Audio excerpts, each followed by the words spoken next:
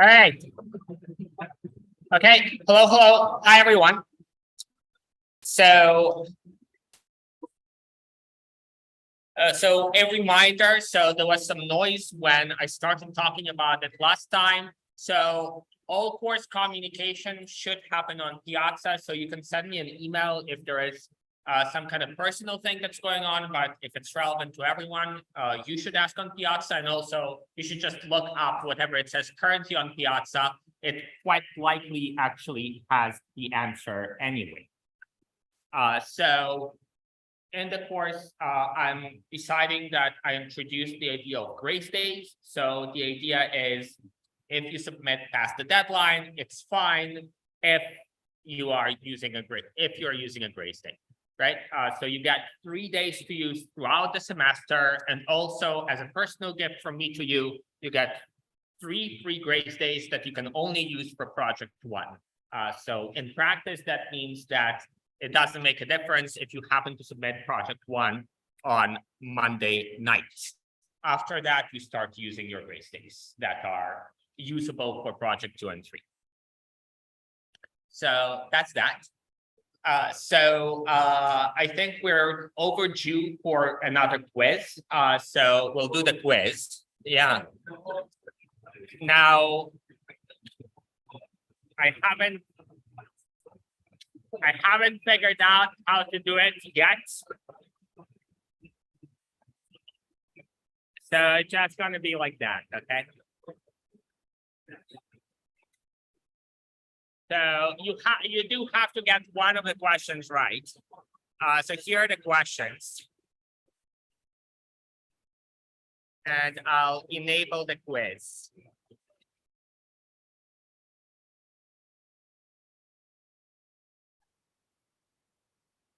All right.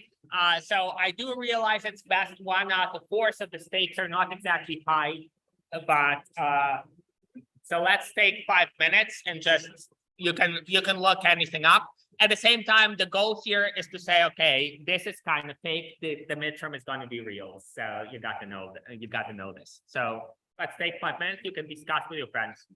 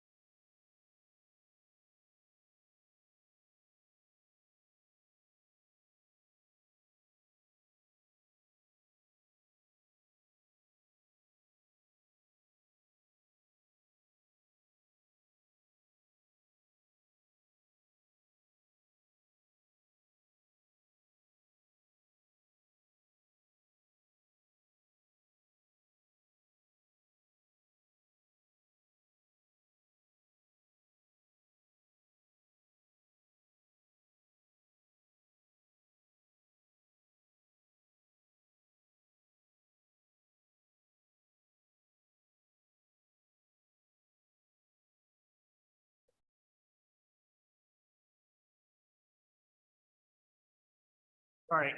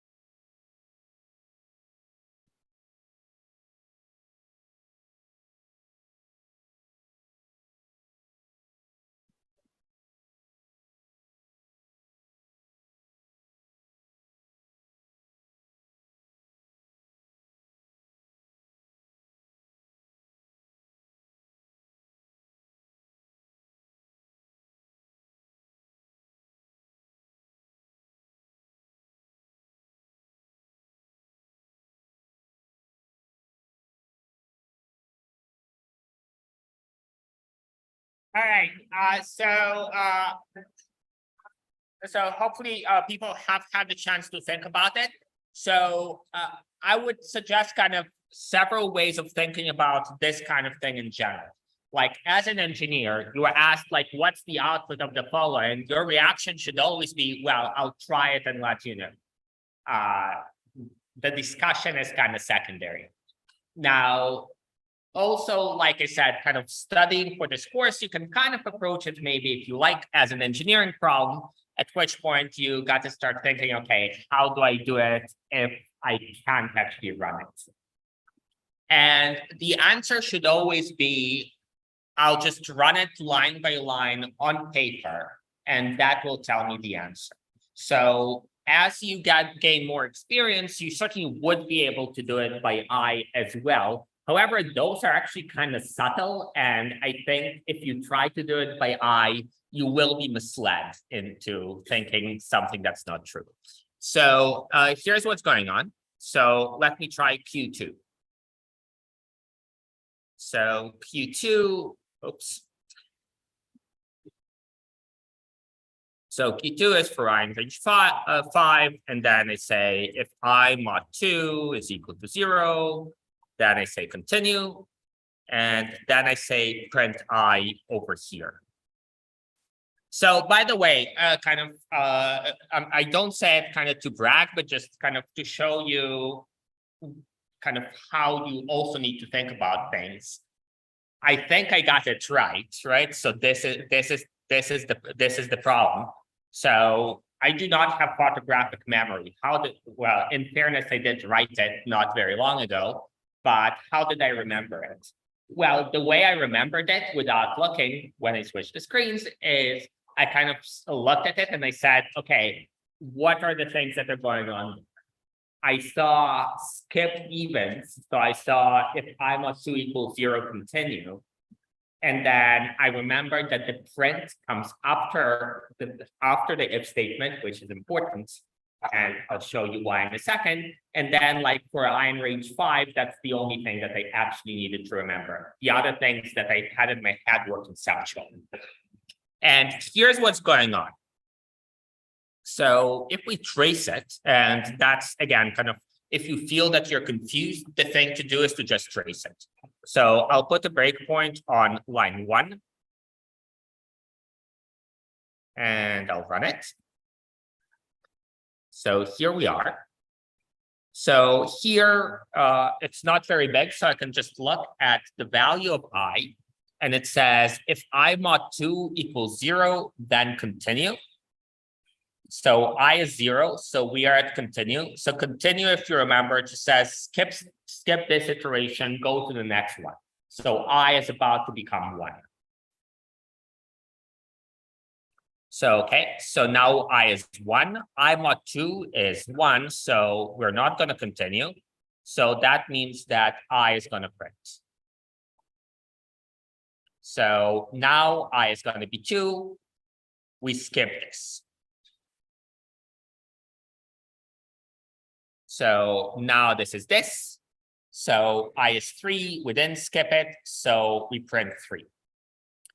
At this point, I don't want to keep tracing it, but I remember for I in range 5 means I is 0, 1, 2, 3, 4, doesn't get up to 5. So those are the only things that are printed. So again, kind of conceptually, what do I look at in order to just remember what was going on here? I remember skip the evens and print the I after you skip. So that means that if I is even, you don't print. So this is in contradistinction to what might have been where I could have said print I over here. So without trying, what would that print? Without trying to run it, yeah. A10. Again? Yeah, exactly. It'll print everything. This one just does nothing. It says, well, skip the iteration at this point if the number is even. Well, at this point, you're done one way or the other. So it doesn't matter. Right?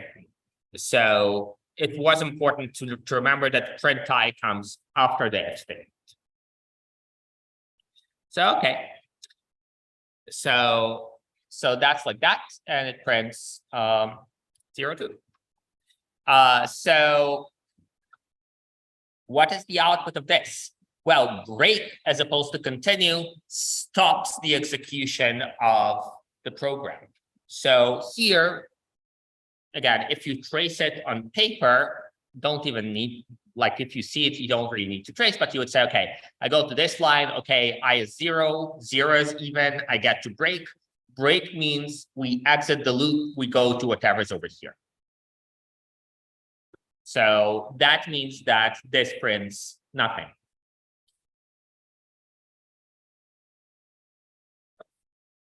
What is the what is the output of this? Well, so pass was something that you saw a lot on the project, maybe not so much in class. Pass just means like put something in so that there is not a syntax error, because you have to have some kind of thing inside the block, even if it's nothing. So what this means is that this is just not doing anything. You might as well not have this if. And you just print I. So again, 0, 1, 2, 3, 4. This would be other in the multiple choice thing. Make sense? So, all right. So the quiz is, again, I'm trying to figure out if there is like a technological way of making the quizzes be real. If I don't figure it out, the quizzes are going to keep being fake. Maybe that's better for everyone. I don't know. But at least kind of, you know, you have to go to lecture, or you have to like pretend that you go to lecture. So which is maybe okay. Like if you put in the effort to pretend to go to lecture, to the extent that you have a friend like text you, oh, like go do the quiz now, well, or you could come to lecture or not, up to you. Okay, so that's that. I'll close the quiz after this lecture. So there is something in the technical Q&A. So yes, okay, that's so that like there is, so after you submit, there will be an option to add someone to the team, not before. So this is like before you submit it. Maybe you submitted and now you know. But you go into the project once you've submitted, and there, like maybe you have submitted. So click on project 1 gamification, and there's going to be a button there. Okay. So that's this. We are now just doing the regular lecture. Congratulations to everyone who did well on the quiz. So today I want to talk a little bit about lists, and then if we get to it, we'll talk about how random.random might actually work. Maybe we'll have to defer it until Monday. So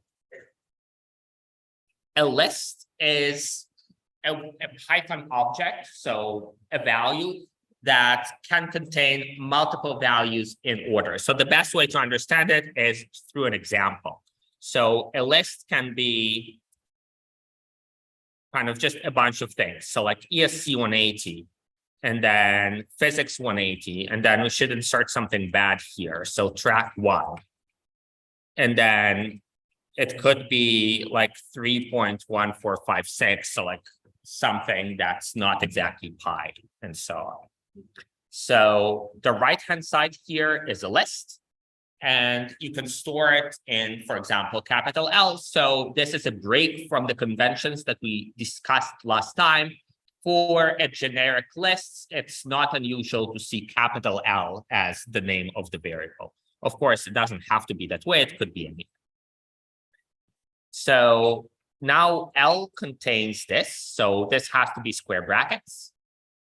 And you can access elements of the list. So each of the things that are inside the list are named elements. So you could say, for example, L at 0. And L at 0 is going to be ESC180. And you can say L2, and that's going to be track 1. So note that in Python, so this is unlike MATLAB, which you think you maybe haven't started yet, or maybe you have in ESC103. So the indexing is what's called zero-based.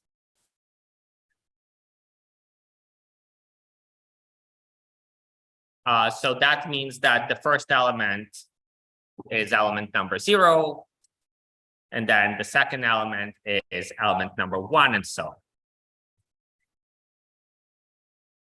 All right. So L2, for example, would be track 1. And then L3 would be 3.1456. All right. And that's kind of useful. We'll see later why this is useful, but you can already see, like, if you need to store a bunch of data, like a table or something, you can do it with a list. Ordinarily, so you already have data in physics. It's not exactly stored in lists. It's stored in kind of arrays, so stuff that's a little bit more complicated. For now, we're working with lists. So you can get the last element of the list like this. And you can get the second to last element like this. So that's kind of special to Python. If you say minus, it's like the first from the end, and this is not zero-based. So -1 is the last one. It's not like, obviously you couldn't say -0 because that's already 0, that's taken. All right, so last element, then second to last element, and so on. All right. So there are also various functions and methods. So a method, we'll see what it is, that are associated with lists. So you can, for example, say length of L. And this would be, well, the length of the list. So the number of elements in the list. All right. So that suggests a different way of getting the last element, right? So what's the last element here? Well, it's element number 3, counting from 0, 0, 1, 2, 3. The length is 4. That means that L at length of L minus 1 is the last element.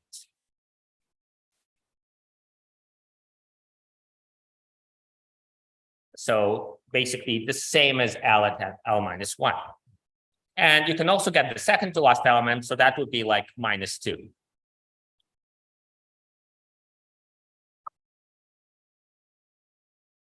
Make sense? So that's another way of doing this. So you can also modify lists. So in particular, things that are useful are append. So append means, well, in English, append means kind of put at the end. So append here means put another element at the end of the list. So maybe this element is the string 123A. It could be anything. So if I execute it, then L becomes this. Right? So that's changed the contents of L so that there is one more element there. You can also find out whether an element is in the list. So you can say, for example, physics 180 is in L. And this would be true if this element is in the list, and it would be false if it's not. I am, by the way, really genuinely recording now, and I'll post the results on YouTube, so you don't need to necessarily take pictures. Although you can. I don't know, like I see people like in concerts and in conferences and stuff taking pictures all the time, and I really wonder, like, are you ever gonna look? Yes.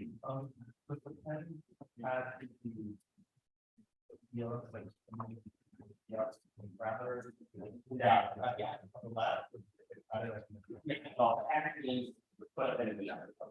Yeah. So on the other hand, insert is not like that. So if physics 180 is in L, so we'll get to insert in a second. So you can also do not in. So the not here is special. It's like not in is actually 1 unit. So that's the other way. So this would be false because it is there. So we can also try something that's not there. So whatever, like APS 105 is an L, that would be false because there is no such L. So you can also do insert. So incidentally, all the things that you can do, and I'm not going to be able to go through all of them right now. All the things that you could do are in here. So you do like point and Piezo displays all your options. So an option is insert. If I open the bracket, Piezo is actually going to give me a hint about what I can put there. So sorry, I actually wanted insert, not index. So here I'm saying insert, and insert means put the item at a particular location. So for example, if I say insert at location 1, and I'll just say new here, what's going to happen is L is now this. So 1 means before index 1, so before location number 1 in the list, put in the new thing. All right. So if you want to append using insert,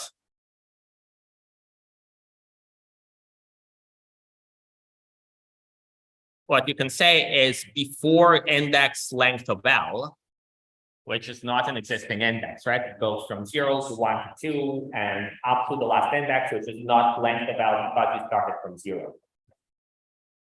You can say before length of L, insert our new thing, like so. And that's the same as append. So a bit of terminology here. So really insert is a kind of function, but it's a new thing here where you're saying L dot, and then we give the function. So that's called a method rather than a function. The distinction between those is going to be elucidated in ESC190 later on. For now, if you see the terminology, if you see kind of write-ups about it, you should know that like whenever we say something like L dot, it's usually called a method, although people slip sometimes and say function anyway. A method is a kind of a function. So one thing that's specific to list methods is that list methods don't work the way you usually work with arithmetic, right? So if you said like A is equal to 4, and then you said A plus 5, that would not change A, right? So you run this and A is of course still 4. Like A plus 5 was 9, but A is still 4. So this is as opposed to how list methods work. And this is kind of specific to lists. It's not going to be true for everything. But the way list methods all work is they modify the contents of the list. So it's not correct to say something like L is equal to L dot insert 1 new. So this would kind of be analogous to A is equal to A plus 5, right?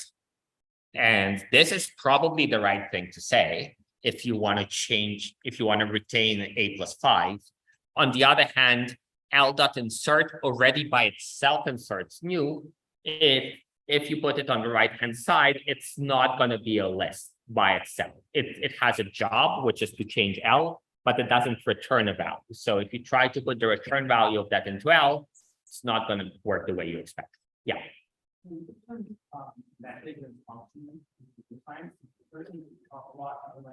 Is it true in general that methods are system functions or just in Python? It is, well, I mean, in computer science, you might hear methods in kind of completely different contexts. In the context where a method is something like a function, it's true that methods are a subset of functions. It's not just like a Python thing. It's not, well, it's not just a Python thing, but so like the reason of being a little bit careful is because, of course, you'll have like whatever, the triangulation method or something, and it's like not to do with this. So it's a little bit tautological. So it's a little bit tautological, right? Because what I'm saying is, well, if it kind of sounds like it's a kind of function, then it's a kind of function. But that's basically what I'm saying. Yeah. So strictly speaking, the answer to your question was no, but you have the right idea. All right, other questions? All right, let's see what Discord is saying. Nothing. Okay. So that's like that. So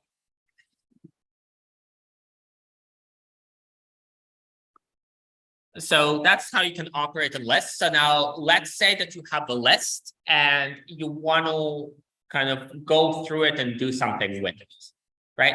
So for example, let's say that your list is like the marks you got on your midterms, and we're not going to specify which subjects. So we can say like 12 and then 98 and then 97 and then 50. Okay, that's it. So let's say that we want to compute the average.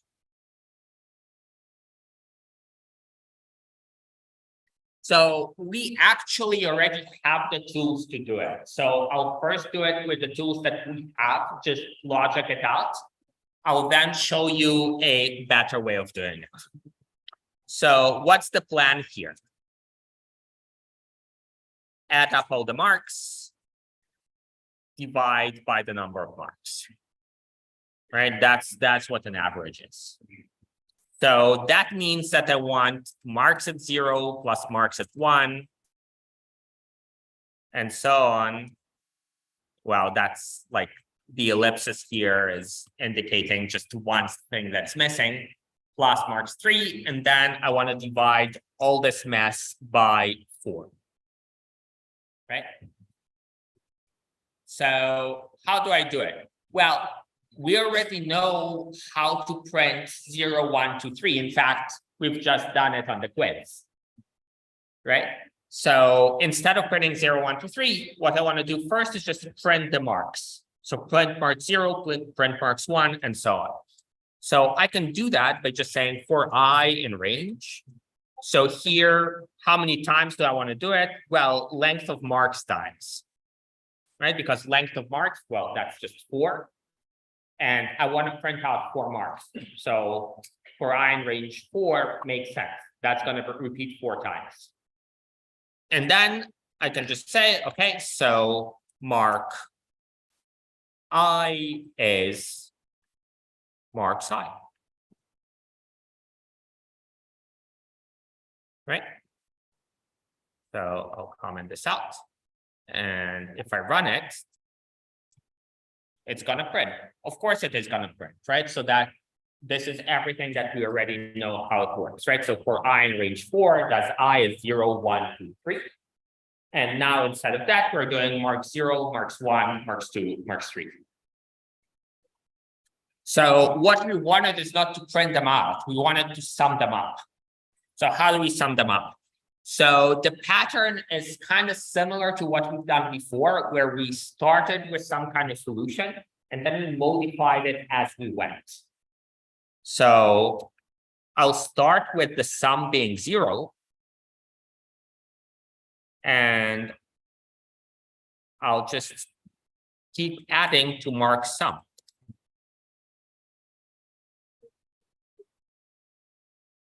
Right? So that's going to be mark sum is 0, and then it's plus marks 0, plus marks 1, plus marks 2, plus marks 3. That's the sum. So now that I have the sum, I can say my average is So that's going to be mark sum divided by length of marks. So it's always better when you're writing as well to avoid inputting specific numbers. You might be tempted to say divided by 4, but that's not general, right? So if you happen to get another mark, then you need to change the code. So it's always better, if possible, to avoid entering constants into the code and say, for example, length of marks instead of 4. So, okay. So we run this and we got 64.25, really. Okay, I think we got to adjust this. Okay, this is now a 79. Nice. Okay. So something like that. So now there is actually a better way of doing this specifically in Python. So if all that we want, one element of the list at a time, it's better to avoid using I. So we can do it by doing something like this. So instead of going for I in range, we say for mark in marks. Oops. And then I just say mark. So so mark is just a name. So for mark and marks, what it does is it first puts the first element of marks into mark, then the second element of marks into mark, and so on. So line 6061 is the same as line 5253. It's just that in Python, you can do it directly if you don't need to know the I. You can just say for mark and marks, and mark is going to work the same as marks and I. Okay. And generally, this is preferable. The reason is it's a little bit easier to read, right? So if you name the variable mark something meaningful, you're going to know what to do with it. It also helps you avoid kind of bugs that are related to dealing with what exactly does I do? Is it I +1, whatever? You just say for mark and marks. So you should prefer doing this. It's just better and easier. The reason I'm doing it not at first, but as the second thing is because, well, we already kind of had the tools to do 5253, and line 60 introduces a new thing that wasn't there before. Okay. But that's the same thing. So what are situations where you do need to do for I in range? Well, it's when you need to actually know what the I is. So here's an example.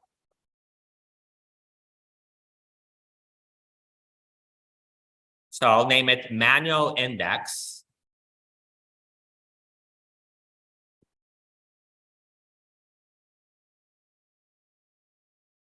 And I want to return the location of the first occurrence of E in the list L.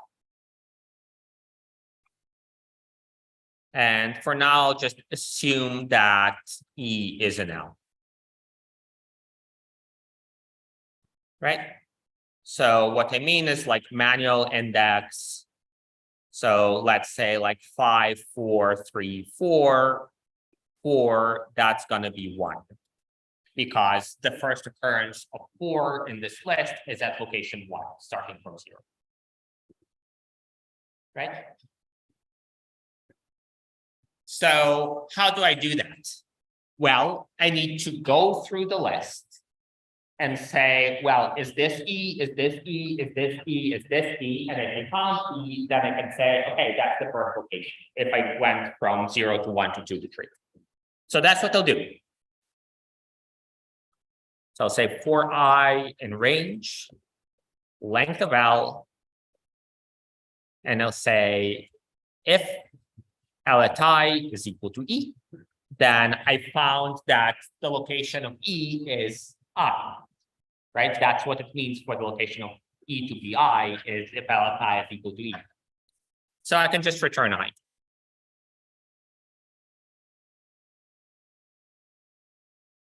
Make sense? So if I'm doing this example, then I is going to be 0. I'm going to say, is L at 0 equal to 1? No, L at 0 is 5. And then I is 1. And I say, is L at 1 equal to 4? Well, yes, L at 1 is 4. That is equal to 4. So that means that we return 1. Make sense? So as it happens, Python also has an index thing. So if you have marks here, you can say like marks index 98. And it's going to tell you that the location of 98 is 1. So to be extra clear, the location of 97 is 2. So here there's a little bit of a thing where, well, what's the location of 4? Well, there's actually two occurrences of 4 here. So that's why I specified the first location. So if you remember, once you get to a return, you're done with the function. So for the smallest I, where there is an equality, you'll return right away. Make sense? Yeah. If we're doing that on our list. So you're saying if it's not there. No, I'm saying we with multiple. So the first occurrence. It's the first occurrence, it's the same. Yeah. All right. So the other question is, what does it do if you do something like this? And the answer is it's going to crash. So dot index, like the manual index, kind of assumes that there is an answer. So in fact, what it does is it intentionally crashes. This one doesn't crash; it returns the default value. Later on, not in this course, you'll see kind of how to intentionally crash in a way that makes sense. Okay, questions so far? Anything? All right, so I don't think that people who think they're behind will have a lot of time over the weekend to practice. With that said, you are now ready to do most of the coding batch exercises. So the coding batch exercises are what's posted on the right page. So this is actually going to be mandatory. If you remember, there is online exercises. So I'm going to assign that. So I'm going to assign a batch that's going to be due to before the midterm, but after project 1. And then there's going to be another batch possibly after the midterm as well to kind of force people to prepare for the exam. So the idea with the online exercises is that they're not that difficult. They're not worth all that much. It's just like if it's going to be a little bit maybe superfluous if you already know the material, but it's going to hopefully kind of make it so that everyone has practiced a little bit by themselves. Yes. So they're kind of already posted in the sense that they're just going to be the coding batch exercises, but it's just that I'm going to tell you, okay, like you should do those ones by this deadline and so on. So that's going to be after the project 1 is in, I'm going to post that. All right. All right. Okay, there is a big discussion again.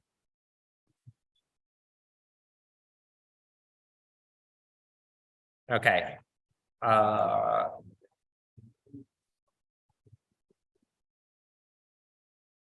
So when is the project due? So the project is due today. It's just that you have 3 grace days that you can use for project 1. I am not supposed to have the deadline be after the holiday. So you have 3 grace days that are specific to project 1. However, if you so choose, you can submit it today. There's also a scheme with grace days. Just look at the outside. All right. I'm not, guys, 5 more minutes. Not done. So you can submit on Monday without using any grace days that you can use for other stuff. if you so choose, you can use grace days for project 1 and you can use up to 3. So in that case, it's true that you can submit on Thursday. However, you would be using up all of your grace days in that case, so you couldn't use them for project 2 and project 3. Yes, you can submit through Gradescope by Monday. And in fact, after that as well, you would just be using up grace days. All right. I have one more thing to say. It's going to be on the midterm, maybe. All right. So quiet down, please. Can't whistle today. Quiet down, please.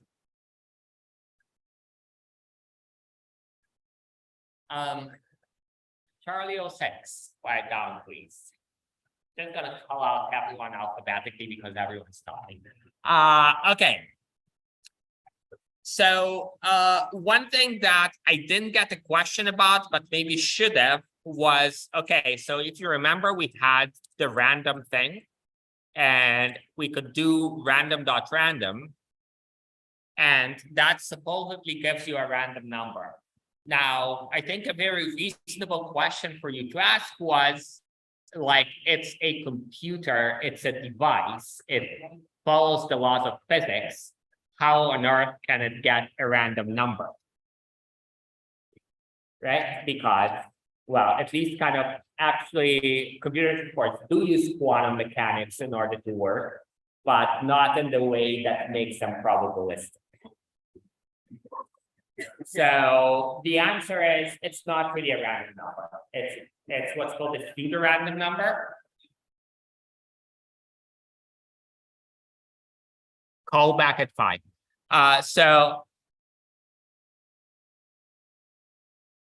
And the idea is like this. So there is a very long sequence of numbers, and we get number at location I, and then the next time we get number at location I plus 1, and so on.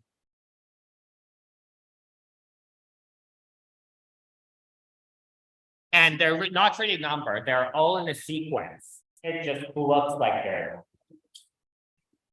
because it's a very long sequence. So how can you generate such a sequence? Well, you can do something like this. I'll post this, you don't need to copy the exact things. So basically what you can say is, okay, so I'll start with whatever X, and then the next X in a sequence is going to be something like this. So we'll transform X, and then we'll do mod M with a very large M. Right? So what happens if you just do AX plus B? Well, it gets larger if A is large and B is large. But because you do mod M, it wraps around. Right? So imagine that you have whatever, like 2x plus 4, and then mod 10. So let me do it like 3 and 17 or whatever. So what's going to happen? Well, every time you're going to get a number between 0 and 9, what kind of numbers between 0 and 9? Well, hard to predict. Right? So let's try this.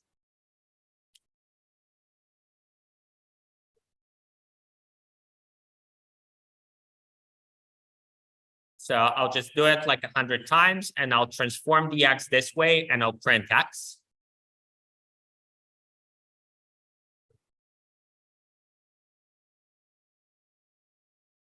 And this is the kind of thing that's going to happen, right? So in this particular case, because I didn't set it up with a nice number, it is going in circles pretty fast. If you set it up so that A and B are prime, and this is like a very large odd numbers, it's just going to be some sequence. So some sequence that kind of looks random. So in fact, let's look at it.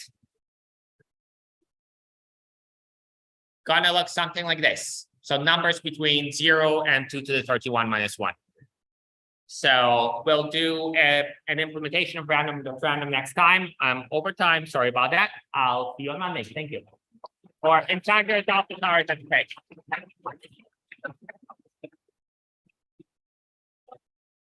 Really good question, Grace. So let's do random number. Do random number, and then you get weird thing to do it again. We get the same number. Or not? It's the long list. So, and I mean, so it's radical what happens a lot. Again, if you, yeah, so if you split the program, in general, it would be the case that it's so the index is the same every time. But that's not actually very good. So if you really want to make things so what you do is before you do random astronomy, and you say, for example, that's 0, that means it's the 0 random number of the week. So that way, again, the same random number, well, random control, the same random numbers every time you run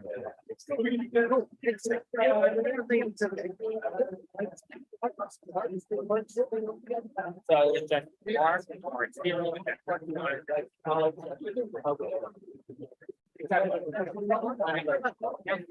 So it basically just generates like that's it just generates a frequency very large Yeah, and eventually it's gonna go around in the circle. It's just that it's such a large circle that you don't get.